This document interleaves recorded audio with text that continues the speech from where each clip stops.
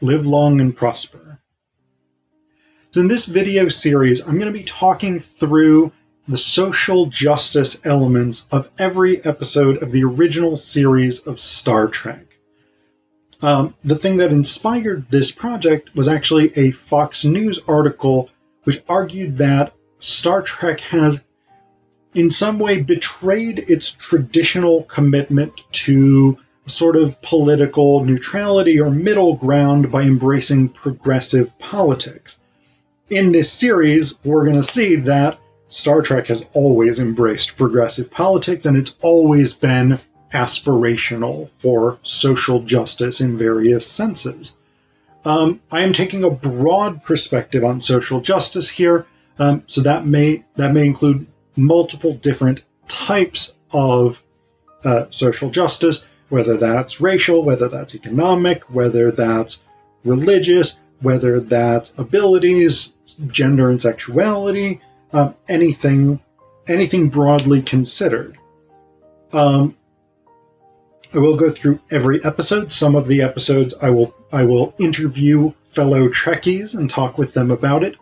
And then below, in the descriptions, I will give you additional information about the episodes, particularly their original air date, who wrote the screenplay, and who directed that episode. I also want to dedicate this series to my dad, Michael Allen Zapkin.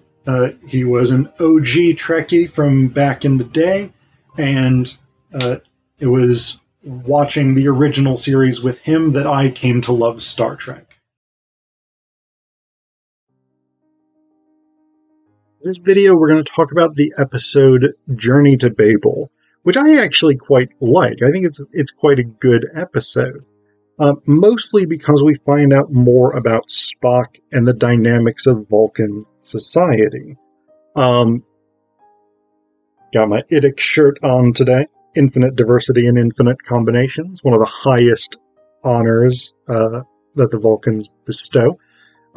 So in this episode, there's a big conference at the planet codenamed Babel, basically to determine whether a particular planet, which is rich in mineral resources, namely dilithium crystals, but sparsely populated, should be admitted to the Federation.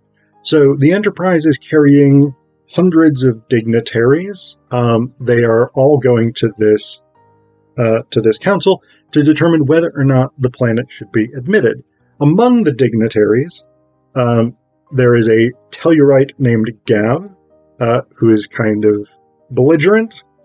His planet has significant mining interests, so they are concerned about the fate of this planet. There are some Andorians, including Telev, who's a sort of assistant to the Andorian ambassador, and there is Sarek and his wife, Amanda. Sarek is a Vulcan, and Spock's father. Ooh. So, this is one of the big sources of tension in the episode, is between Spock and his father, because they are not on good terms. In large part because Spock chose to join Starfleet rather than going into the Vulcan Science Academy, which is what his father Sarek wanted for him. So that's a big issue between them. They hadn't spoken in 18 years, something like that. They hadn't seen each other in 4 years, something like that. It's not 100% clear because we get those two different numbers. But anyway, there's issues, is the short version. So, Gav, the Tellurite, confronts Sarek, the Vulcan, in a sort of meet and greet, let's all have drinks and hors d'oeuvres kind of situation. There's a bit of a fight, because Gav is displeased that Sarek and the Vulcans support admitting this planet to the Federation. And then shortly afterwards, Gav is found murdered in a method that resembles Telshaya, which is a Vulcan technique for breaking the neck. which Spock explains was used in ancient Vulcan culture as a humane means of execution. And as Spock confirms, Sarek would be very capable of doing that if he had sufficient reason. So Sarek becomes the number one suspect. But then they find Sarek, and he's all like, yeah, I'm collapsing now because I have a serious heart condition. The reason I couldn't have murdered Gav is because I was busy having an attack of my heart condition at the time. And so they're like, well, okay, that makes sense. Let's do some surgery maybe on you. Oh, we don't have enough Vulcan blood of the right type. And Spock's like, I have the right type of blood. And McCoy's like, well, we can't take that much blood out of you because you would die. And Spock is like, well, there's this experimental drug developed on the in the Rigel system to stimulate production of blood. It will probably work on Vulcans. Similar-ish physiologies. And McCoy's like, well, I don't like it. But he agrees to do it because otherwise Sarek will die. That's going on. There's another ship out in space, like mirroring their moves and like keeping abreast of the Enterprise, despite the fact that there's not supposed to be any other ships out there. So that's going on. Then Kirk gets attacked and stabbed by the Andorian Telev. The Andorian ambassador is like, yeah, I don't really know that dude. He's just a member of my staff. And Kirk and Spock, who's sort of investigating the stabbing at that point, is like, well, that doesn't raise any red flags for me at all, in terms of whether or not this ambassador is involved. But yeah, so Telev is in prison. The other ship is communicating with somebody on the Enterprise. Turns out it's Telev. Now because Kirk has been stabbed, he is not capable of commanding the ship, so Spock has to be in command, which means he can't also undergo the surgery to save his dad's life, etc., etc. And so there's a big conflict around that because his mom, Amanda, is like, you have to let somebody else command the ship so that you can save Sarek's life. And Spock is like, I can't do that. It's my duty to remain with the ship, and it's the logical thing for me to do. The ship and these delegates must take priority, no matter what it might mean to me. So that's a big issue, big debate between them. Kirk wakes up sort of just enough that McCoy can be like, yeah, Spock's being stubborn. And so Kirk is like, okay, I'm going to go up to the bridge. I'm going to convince Spock that I'm fine. You put him in surgery, then I'm going to turn it over to Scotty. The first part of that plan goes well. Spock goes down for surgery, but then the other ship that's out there starts attacking the Enterprise, and so Kirk kind of has to stay in command, even though he's been stabbed. They bring Telev up to the bridge for some reason. Not real clear what the goal of that was. Kirk eventually manages to destroy the other ship or to damage the other ship after the Enterprise has undergone some damage. The other ship blows itself up. Telev dies due to slow poison. Sarek and Spock are fine. Kirk goes back down to the sickbay, and Spock's like, I had figured it out. Who it was that was attacking the delegates? It was the Orions, because they are smuggling dilithium crystals off this planet, so they wanted to start a war where they could sell dilithium crystals to both sides. And then McCoy, everybody is sort of protesting that they want to get back to work, and McCoy's like, shut up, no, get in bed, I'm in charge. And then the great last line of the episode, McCoy sort of looks into the camera and says, well, what do you know? I finally got the last word. So I think it's a fun episode. I think it really is a really good episode. There's some elements here that I think are worth talking about, one of which is the family dynamics of Spock, Sarek, and Amanda. The Spock-Sarek relationship is really built around these sort of questions of duty, loyalty, responsibility.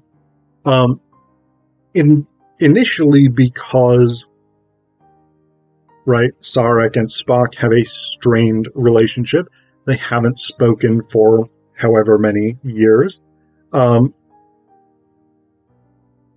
And a lot of this is built around this sort of question of emotion, oddly enough. For Vulcans who are supposed to be stridently logical, for Sarek to largely cut ties with his son because he's chosen Starfleet rather than the Vulcan Science Academy, that is an emotional reaction.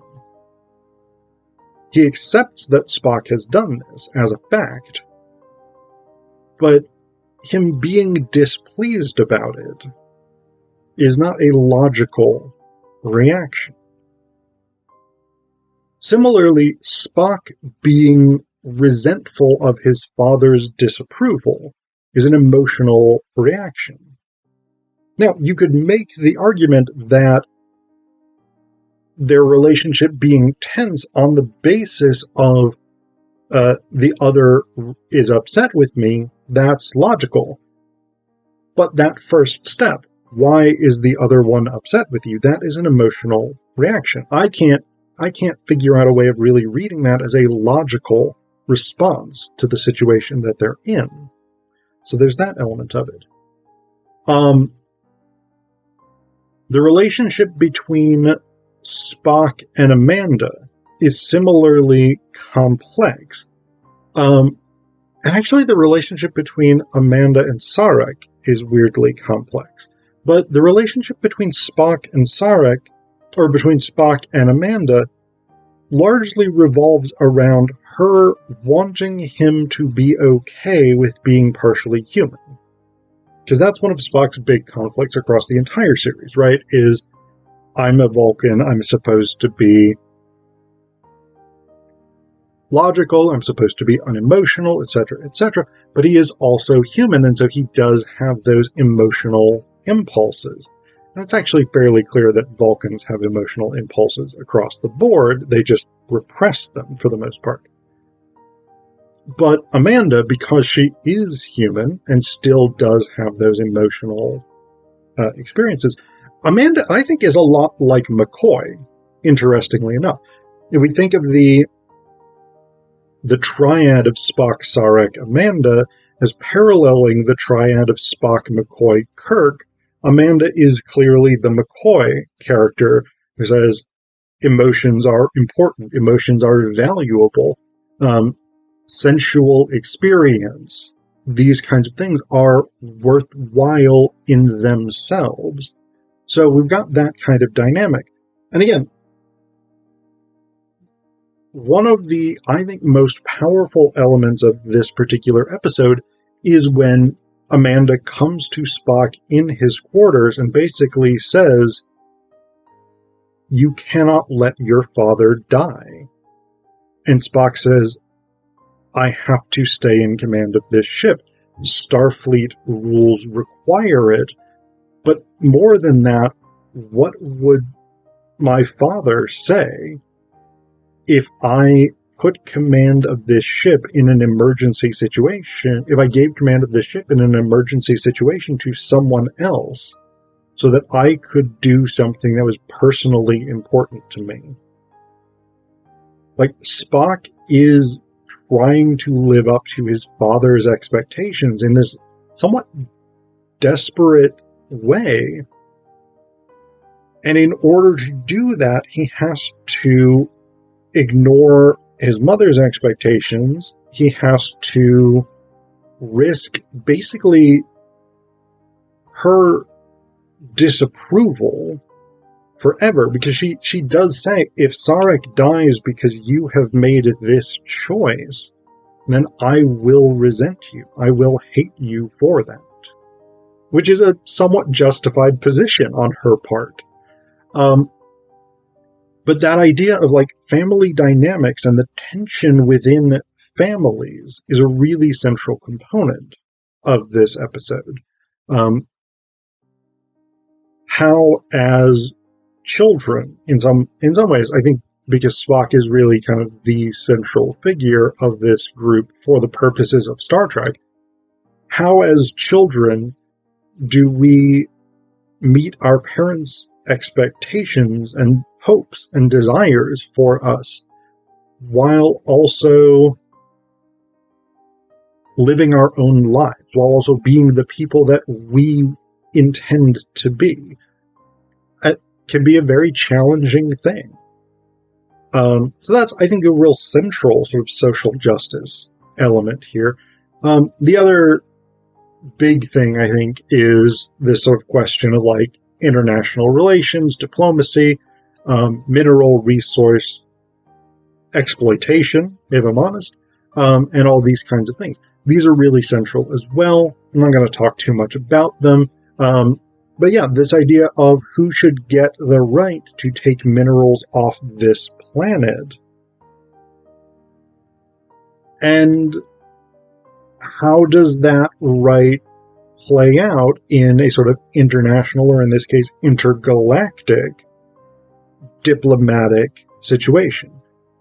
Whose interests take precedence? And to what extent are those interests backed by military force, by financial ability, etc., etc.?